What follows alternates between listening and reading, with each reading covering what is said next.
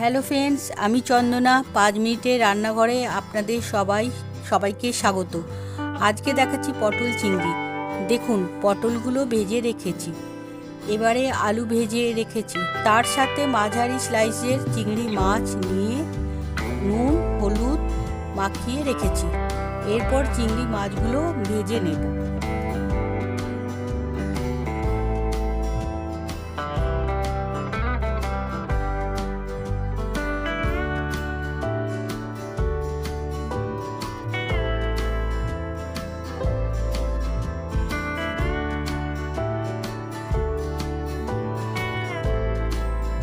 এবার দেখুন, চিংড়ি মাছ ভাজা, পটল ভাজা, আলু ভাজা হয়ে গেছে।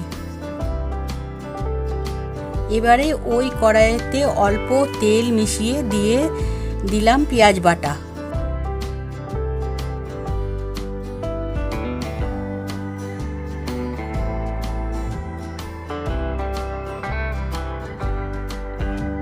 অল্প নাড়িয়ে নিয়ে দিয়ে দেব আদা বাটা, তারপর দেব টমেটো,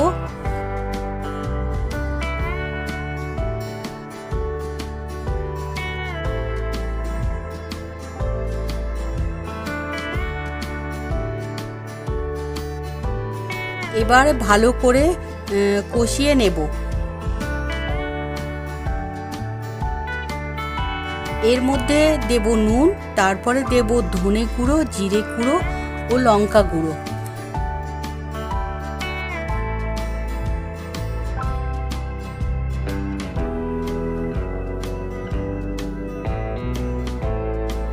তারপর অল্প জল মিশিয়ে কষতে থাকবো।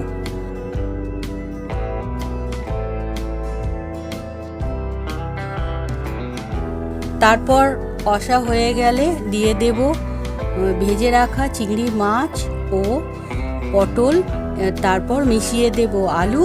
এরপরে অল্প অল্প জল দিয়ে কষতে থাকবো।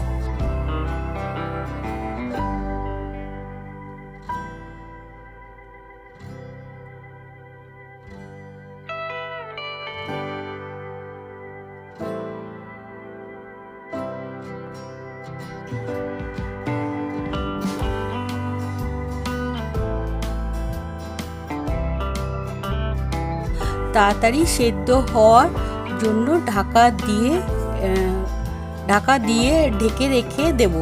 5 মিনিট পর ঢাকা খুললাম, দেখুন হয়ে এসছে। এবারে এর ওপর থেকে ঘি ছড়িয়ে দেব।